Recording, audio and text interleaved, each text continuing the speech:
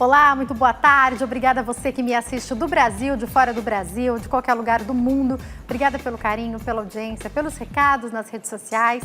Eu estou sempre te esperando no meu Instagram, @JaqueStefano, e na fanpage facebook.com/JaquelineStefano. Através das redes sociais, você deixa a sua pergunta do que está acontecendo aqui ao vivo, se você tem alguma dúvida, ou deixa para nós a sua sugestão de tema do que você gostaria de ver abordado aqui no nosso programa. Você pode também a qualquer momento ligar para 0 Operadora 11 3337 5886 e ou esperar para fazer a sua pergunta ao vivo ou já deixar a sua pergunta com a produção a respeito dos assuntos que a gente vai ter hoje. Eu já vou te contar o que a gente tem por aqui. Vamos falar sobre os cuidados com os idosos e um momento difícil, delicado para muitas famílias. A hora certa de levar esse idoso para um lar especializado. Eu vou falar com o doutor Marco Aurélio Janaldios, que é clínico geral, e daqui a pouquinho explica para a gente sobre essa importante decisão.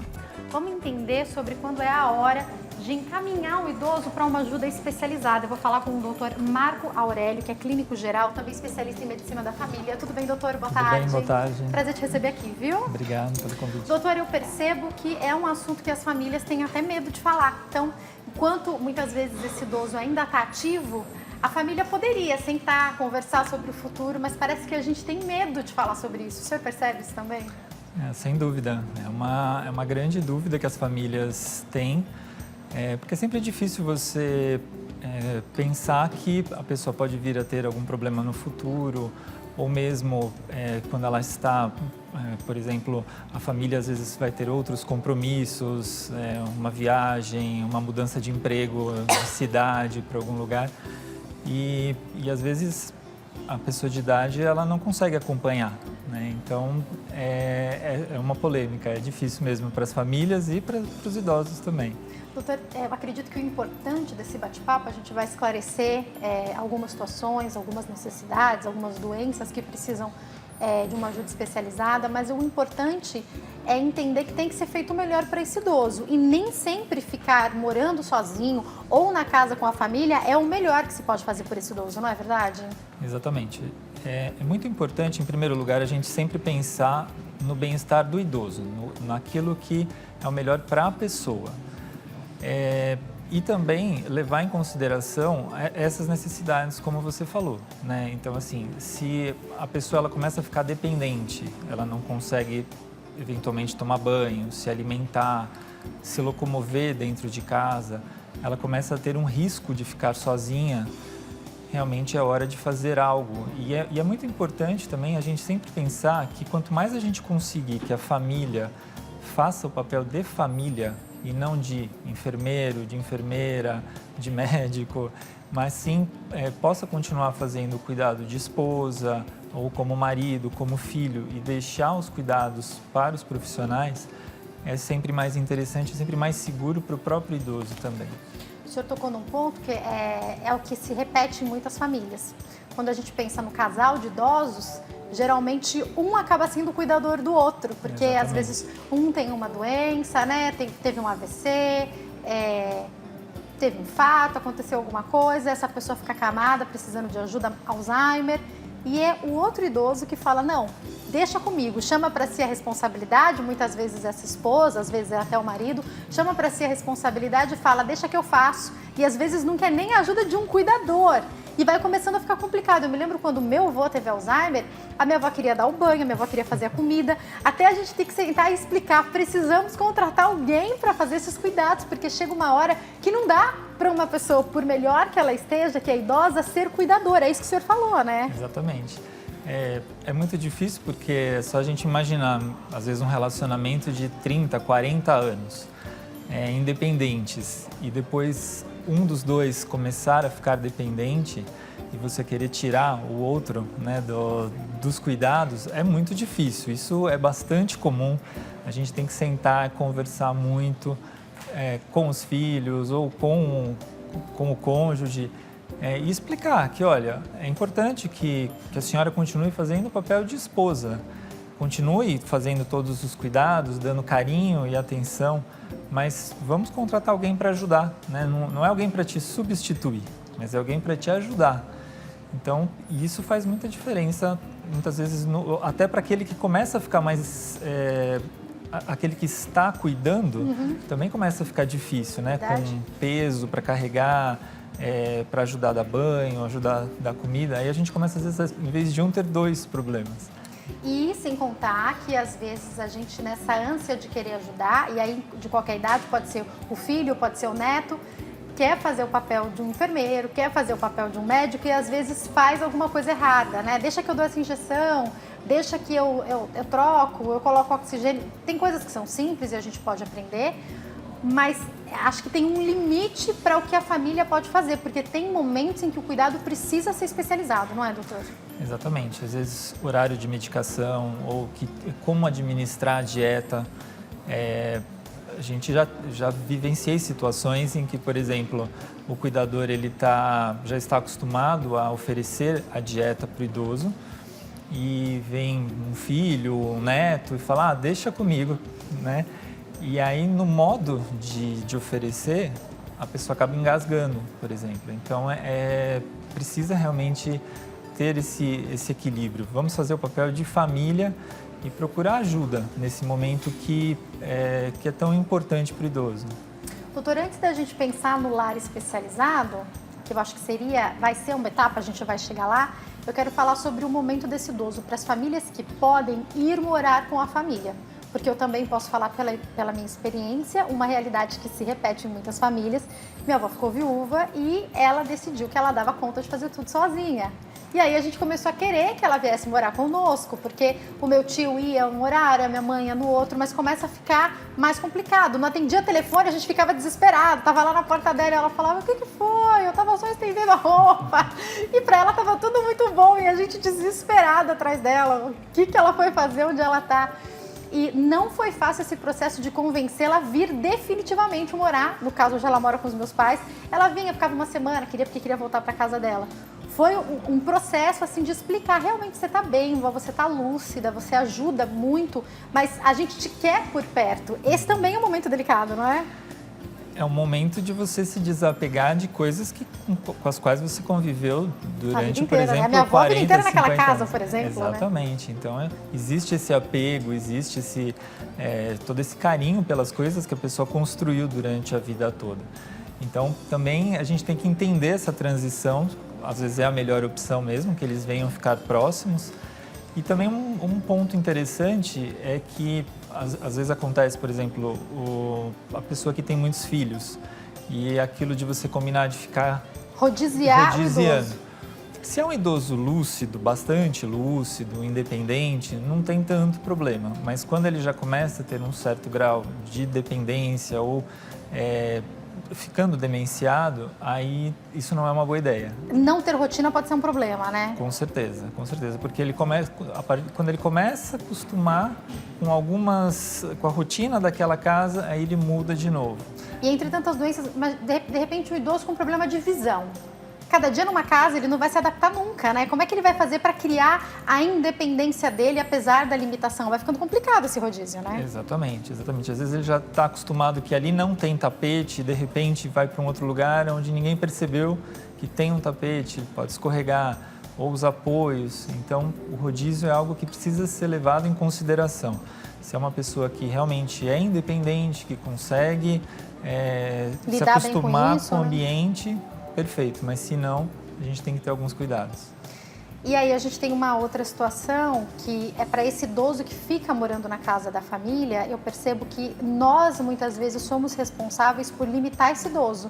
Às vezes ele quer fazer algumas tarefas da casa e a gente quer super proteger, não quer deixar fazer nada. Eu costumo dizer que a minha avó, assim, a saúde dela, depois que o meu filho nasceu, melhorou muito. E ela, inclusive, aceitou ir morar com a minha mãe, porque como eu trabalho, a minha mãe fica com o meu filho, ela percebeu que era necessário que ela estivesse lá. Então, às vezes, ele vai dormir com ela, ou ela vai ajudar a fazer o almoço para minha mãe ficar com ele. Então, deixar também que ela tenha a independência dela dentro daquilo que ela consegue fazer, não é verdade, doutor? É um ponto fundamental esse. Existem trabalhos científicos mostrando, por exemplo, que idosos que convivem com os netos, que convivem com crianças, tem uma melhor disposição, diminui a chance de ter Alzheimer. Então, esse é um ponto que eu não negocio assim, com as famílias. Quando o idoso vem reclamar, mas não me deixam fazer nada, Aí eu já converso com a família na frente dele mesmo, falo, não é para tratar como se fosse uma boneca de porcelana. Quanto mais, nós não fomos feitos para ficar parados, ficar sem atividade. Então, o que a gente percebe que as pessoas mais longevas, as pessoas que têm menos probabilidade de ter quadros demenciais são aquelas que estão ativas, aquelas que se cansam, que fazem atividade física, que cuidam dos netos, que fazem comida. Ficar parado não é uma boa ideia. Esses dias, há umas semanas, a gente viajou, fomos à Cidade das Abelhas, né? Então fui eu, meu marido, meu filho, minha avó e minha mãe. Aí a gente foi, visitou, brincou, almoçou e tal.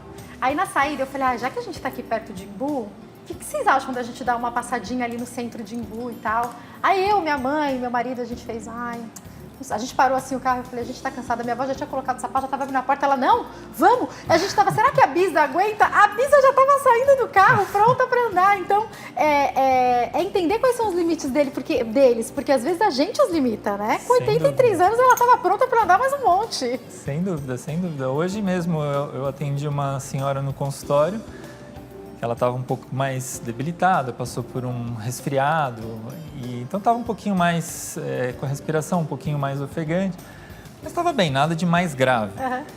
E aí a filha falou, nossa, doutor, mas ela tem que ficar em repouso, né? Eu falei, sim, por uns 4, 5 dias, ficar um pouco mais em repouso. Aí ela falou assim, não, doutor, porque ela já quer ir no bingo hoje, ela já quer fazer as atividades que ela costuma fazer. Eu falei, não, tudo bem, mas deixa para ir no bingo semana que vem, né? Espera, né? Exatamente. E eu acho que é isso, a gente conseguir esse controle que a gente tem quando o idoso está morando com a gente agora. Eu estou falando de uma realidade que hoje nós podemos ter na minha família, mas não é a realidade de todas as famílias. Imaginando que hoje ainda mais a gente tem filhos mais tarde, o nosso futuro é que provavelmente quando esse pai, essa mãe se tornarem idosos, esses filhos estão em produção, estão na vida aí ativa. E aí, será que eles podem parar? Porque fico imaginando, será que dependendo da situação que vive esse idoso, ele pode ficar o dia inteiro sozinho para os filhos saírem para trabalhar? Quando que é a hora da gente pensar? Talvez esteja no momento de procurar um lar com um cuidado especializado para esse idoso. Momento delicado, né? É um momento delicado.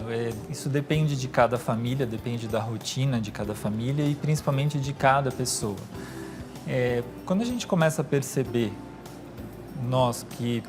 os familiares começam a perceber que essa pessoa está apresentando alguma alteração de comportamento, alguma alteração, alguma confusão, alteração de memória, esquecendo as coisas, e a própria pessoa não percebe, esse é um momento crítico. Esse é um momento em que a gente tem que começar a pensar que pode ser algo que evolua, algo que vai se tornando mais avançado, mais grave, e aí realmente essa pessoa não vai poder ficar sozinha.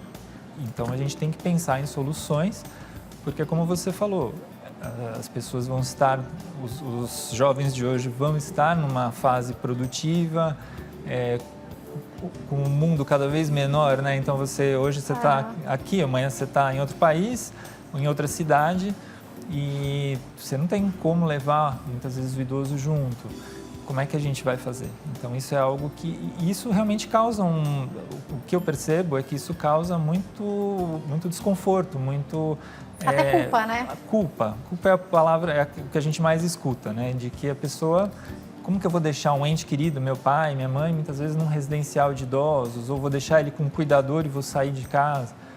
Mas a gente tem que começar a pensar na segurança, né? Que é o principal, né, doutora? Eu fico imaginando, algumas pesquisas que eu li recentemente apontam para um número crescente no futuro próximo de pessoas com demência, com Alzheimer, com doenças semelhantes. Então, imagina uma pessoa que liga o fogão para fazer um café e esquece esse fogão ligado. Então, como é que você vai deixar essa pessoa sozinha ali? Você está colocando a vida dela em risco. Acho que há uma balança para você pesar tudo isso, não é, doutor? Sim, a gente tem que começar, como eu te falei, observar tudo isso e ver se realmente isso está acontecendo. É hora de... A gente não pode ficar postergando essa conversa e procurar ajuda, procurar um médico com quem você possa conversar, procurar, às vezes, conversar com pessoas que já colocaram algum familiar no residencial ou que já contrataram um cuidador, é sempre importante, né? É hora de começar a falar com as pessoas e, por exemplo, procurar um médico para que possa ajudar nessa decisão, possa tirar, vamos dizer assim, um pouco da culpa de um lado, ver os benefícios para o outro, mas se a pessoa também, se o idoso tem alguma capacidade ainda de julgamento, também levar em consideração, claro, aquilo que ele gostaria, da maneira como fosse, né? Porque a gente falou aqui de algumas doenças relacionadas à mente, mas também acontece o contrário. A pessoa às vezes está com a mente lúcida, mas ela não está com o corpo funcionando como ela gostaria. E daí ela quer participar dessa escolha, para onde ela quer ir. Às vezes ela quer ir para um lar que tem alguém que ela já conhece, mais perto da casa de um dos filhos. A gente precisa respeitar essa escolha, não é verdade? Sim, não é? A gente não está falando nem só de idoso e nem só, por exemplo, de uma demência, mas existem doenças que realmente são incapacitantes, que a pessoa ela precisa de cuidados e às vezes o cuidado na casa nem sempre é o mais adequado. Você precisa de uma cama hospitalar, você precisa de alguém que fique junto e você mudar a rotina da casa também é bastante complicado. Eu já tive situações em que, por exemplo, as pessoas tiveram que colocar a cama hospitalar no meio da sala. Então, isso não é uma coisa tão simples assim, né? A gente às vezes julga ou fica com pré-julgamentos e isso não é uma coisa tão simples. E aí a gente encontra uma outra situação que é o problema, às vezes, entre os irmãos. Seja nessa escolha de rodiziar ou do que seja, que mas está fazendo o corpo mole, o filho adolescente podia olhar, não, mas se ele quiser, a sala é grande, ele consegue colocar a cama lá, mas espera aí, a dinâmica de toda a família, como é que vai funcionar esse dia a dia agora das pessoas? O senhor falou, acho que algo que é muito importante, eu percebo que não só a família, mas também os amigos, os conhecidos, todo mundo se acha no direito de julgar, o que aumenta um peso de culpa sobre aquele que percebe a necessidade de encaminhar o idoso para um lar, né? Sem dúvida. Por isso que, se eu tivesse que dar uma recomendação, o que eu diria é: procure um médico, alguém que possa conversar e fazer esse meio de campo, por exemplo, entre os irmãos, que possa ouvir todos, que possa ser um mediador, esclarecer as dúvidas, porque às vezes um irmão entende de uma forma e o outro entende de outra, e ninguém ali é profissional para saber como que é essa dinâmica, como que é essa mudança na vida de todos. Temos que respeitar, logicamente, as opiniões de todos, mas é importante realmente procurar ajuda para que haja essa intermediação, haja essa conversa e principalmente os esclarecimentos sobre como vai ser essa nova dinâmica. Doutor, se a gente tivesse que citar algumas das doenças que são limitantes e que começam a trazer já, a partir do diagnóstico, um alerta para as famílias que essa hora da ajuda, seja ajuda especializada ali 24 horas em casa, ou até mesmo encaminhar esse idoso para um lar, quais são as doenças que começam a ser mais limitantes? A demência eu diria que é uma das principais que a gente vê, porque como a família não consegue interagir, não consegue mais orientar o idoso, a demência é uma das principais. Pessoas que têm dificuldade de locomoção, de artrose, que tiveram fraturas, esclerose lateral amiotrófica, esclerose múltipla. Então, são doenças que a pessoa pode ter essa incapacidade e que vai realmente, o dia a dia, a locomoção vai ficando mais difícil. Então, são problemas que as pessoas podem procurar essa ajuda, tanto de um residencial de idosos, como um hospital de retaguarda, por exemplo. E, doutor, também, em alguns casos, essa ajuda momentânea. Eu lembro de quando a minha avó teve AVC, ela ainda era muito nova. Eu acho que ela tinha 60 e poucos anos quando ela teve o AVC. Eu lembro que eu também era muito novinha, 70 anos talvez. Não, acho que ela tinha 60 e poucos anos quando ela teve o AVC. E foi por um momento que ela precisou daquela ajuda mais especializada, de algo da retaguarda do hospital, teve um home care. Mas foi por um momento. Depois ela voltou a ter a vida normal. Então, para algumas doenças, há um momento de cuidado mais intensificado que pode voltar ao normal, né? Sem dúvida. O AVC é um bom exemplo, um infarto, uma pessoa que teve uma fratura de fêmur, por exemplo, e que precisa de 30 dias de recuperação. É algo provisório. A locomoção dessa pessoa dentro de um residencial de idosos, de um residencial, né? De um residencial especializado, vai ser muito mais fácil para ela ir para o banheiro, para ela ir para um refeitório, para ela ter essa locomoção do que muitas vezes em casa. Às vezes é um apartamento onde ela mal e mal consegue, às vezes, sair do quarto para ir até o banheiro. Então, isso pode ser algo temporário. Um outro exemplo que nós já tivemos também, que eu já vivenciei, famílias que precisam ir viajar por alguma razão. Vai fazer um intercâmbio. Vou ficar 3 meses trabalhando num outro lugar. Então, é algo temporário. E hoje em dia existe muita infraestrutura para isso, né? Onde essa pessoa ela vai poder ficar lá assistida com segurança, né? Porque às vezes você conseguir alguém que fique 24 horas, um cuidador 24 horas dentro de casa, também não é algo simples de se conseguir. E muitas vezes fica até mais caro, dependendo dessa ajuda Sim. especializada, né? Às vezes a gente faz um julgamento, mas quando você coloca, eu e meu marido, nós já acompanhamos algumas famílias, e quando você coloca na ponta do lápis, às vezes porque daí você vai ter que ter turnos diferentes, você vai ter que contratar pessoas diferentes. Essa contratação, muitas vezes, você tem que oficializar porque a pessoa vai todos os dias. Então, há que se colocar na balança até a questão financeira, né, doutor? Sim, sem dúvida. E é algo que a gente procura discutir muito com as famílias, né? Nosso grupo de médicos, a gente trabalha muito isso também entre nós mesmos, entre equipe, onde a gente discute as experiências de cada um, porque são muitas experiências, cada um já teve já viveu algo diferente, essa família foi de um jeito, essa de outro. Então, essa troca também para poder passar essa experiência para as famílias é muito boa. Tem gente que acha que assim, eu vou contratar um cuidador e ele vai ficar lá 7 dias na semana, 365 dias por ano. E não é verdade. Como você mencionou, a questão do custo, a questão do registro, né? E a folga dessa pessoa. Então, é algo que precisa ser levado em consideração.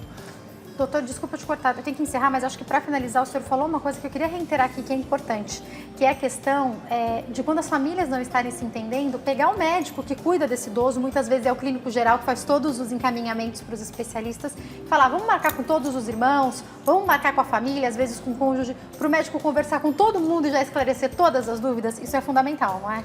É importante, sempre que a gente puder conversar com todos, isso é frequente, tanto no residencial, no hospital, muitas vezes nós estamos atendendo um paciente na enfermaria, acontece isso.